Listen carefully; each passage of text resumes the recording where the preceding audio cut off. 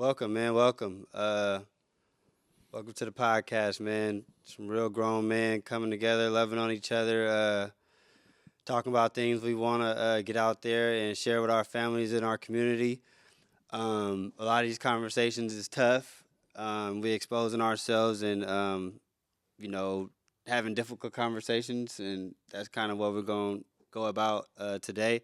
Having uncomfortable conversations with our friends, our families, our peers.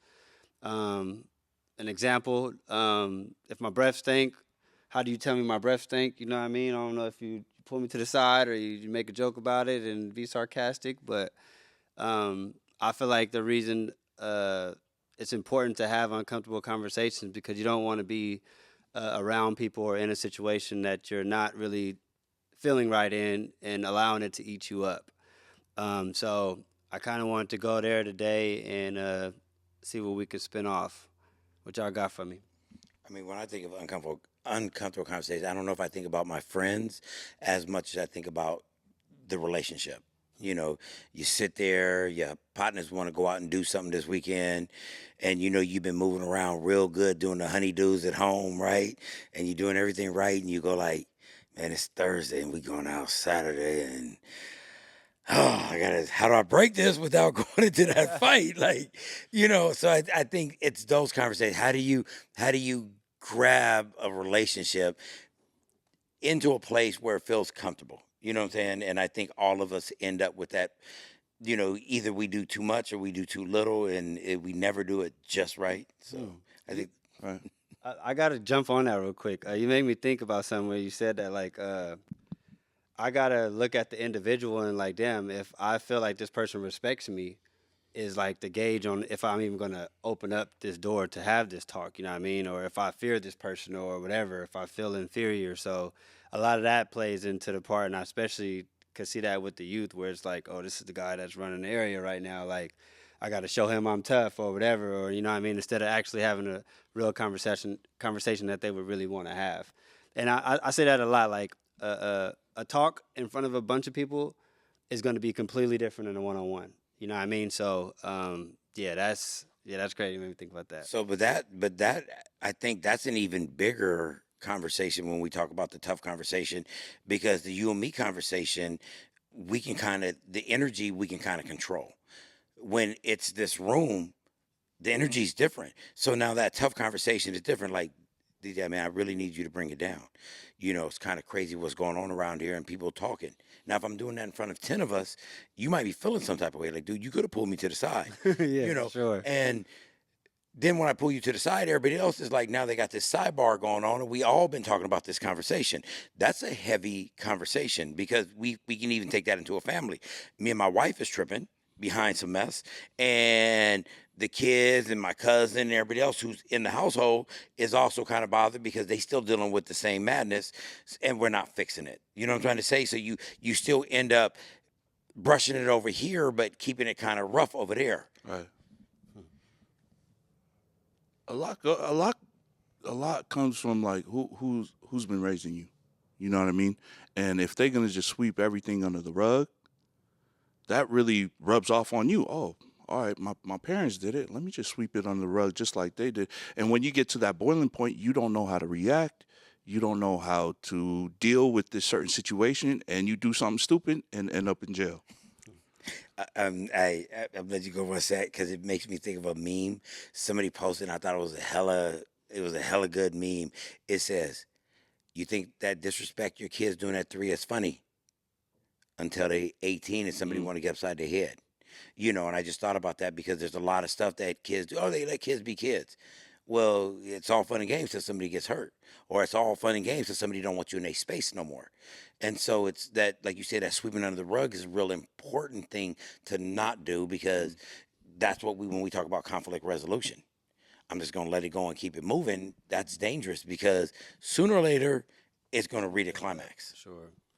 And I think it's not even let's take the trouble and the bad actions out of it and just talk about the actual habits that it creates.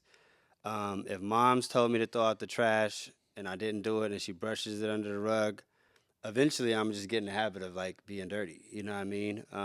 If I got this teacher that just thinks so much of me, that she allows me to not turn in homework and not penalize me, she is setting me up to get to college and get my head beat in. You know what I mean? Because they're not going to care about how cute I am or whatever. Like, you know what I mean? So yes, like you said, the who's raising you makes a difference, and I think it's unfortunate. I've actually went through this. One of my little nephews, he's like 2.5, and his mom was telling me like, you messed up because you always talk in the same tone. He don't know when you're mad or Mm. when you're serious. Like, so I'd be like, hey, don't tell your mom to shut up. But I always say it like everything in the same like voice. So she's like, you got to kind of help him to understand that. But like you said, I'm just kind of like going off of like he's a sponge right now, and he's getting like, oh, this the energy that Uncle gives me or whatever, to where he's not tripping. But really, I'm in my serious tone right now. But you can't tell I'm serious. You know what I mean? And I don't. I give you a sec, John. That's different to me because I was watching this parenting thing right now because you know we're working with the youth, right? And I try to understand more about different forms of parenting. And one of the things explained with is we don't want tones. Hmm. It says tones are dangerous. Mm. It's actions are what's important. DJ, it's time to go. DJ's not listening.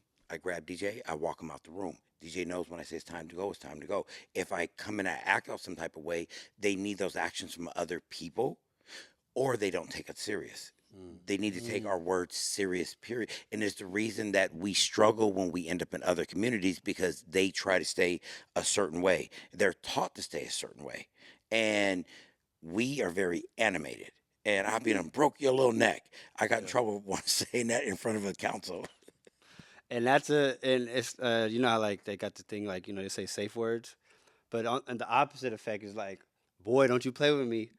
All of us know when grandma say, boy, don't you play with me. You know what I mean? That translates into don't let me get my hands on you. You know what I mean? So yeah, I think like just the keywords and like you said, the language, sometimes from the tone, but also like you said, just on how you act and what they see you do after you say something.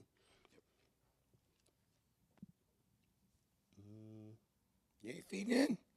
No, I'm agreeing. I'm agreeing Okay, with y'all. I mean, it's No, beautiful. I see the nod. I see the nod. I'm like, I was waiting for that Oh old no, wisdom.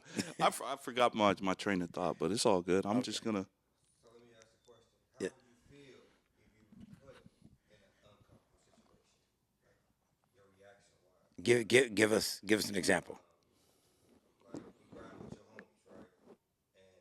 And they want to do some dumb shit, but you like, man, fuck all that. But now you feel uncomfortable. How would you feel reacting to that?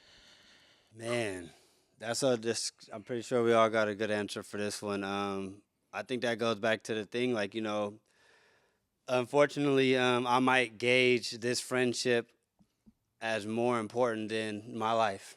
You know what I mean? And sometimes we prioritize our friendships and our friends over the things that we say is most important to us, especially when we're without it, locked up. Like, oh, I miss my mama, I miss my family, I miss regular food and kicking it with my girl and all that stuff.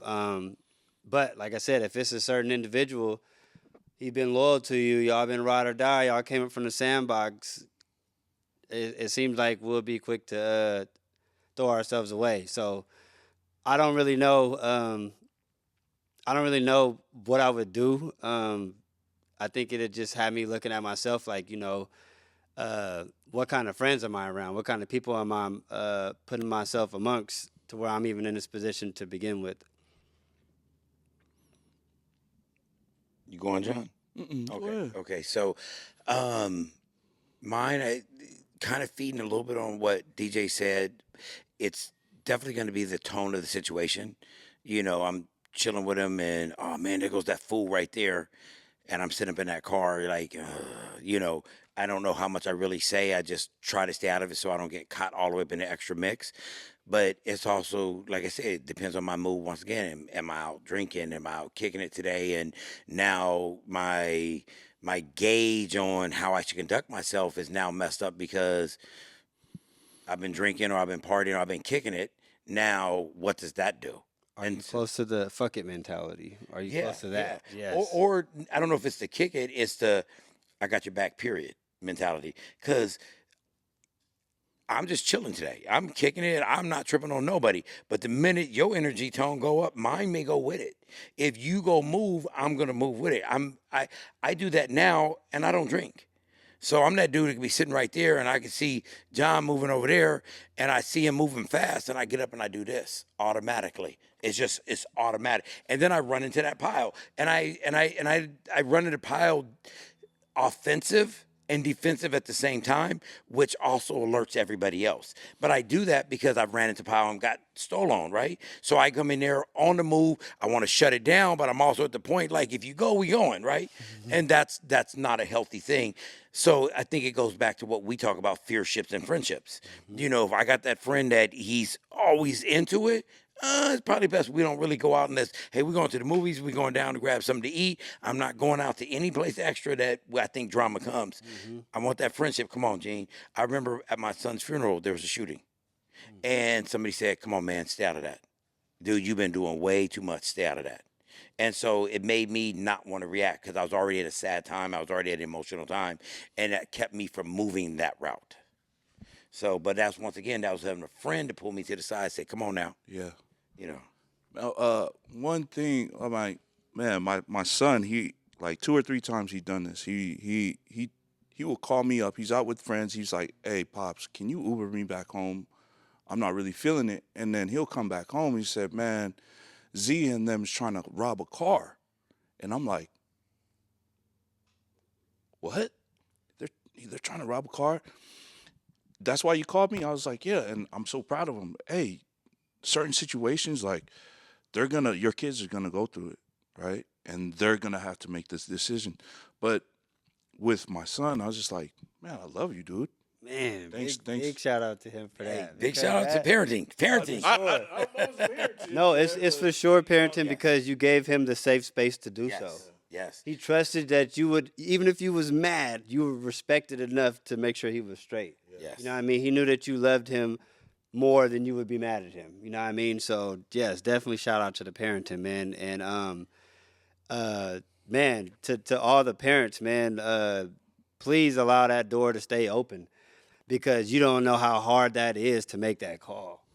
And be like, Pops, I'm in a bad spot. I know I ain't supposed to be over here. You told me don't leave Redwood, but we in Frisco and like, you know what I mean? Like, I know we ain't supposed to be over here, but could you rather you get that call than you get the call from the police department or the hospital? You know what I mean? So, man,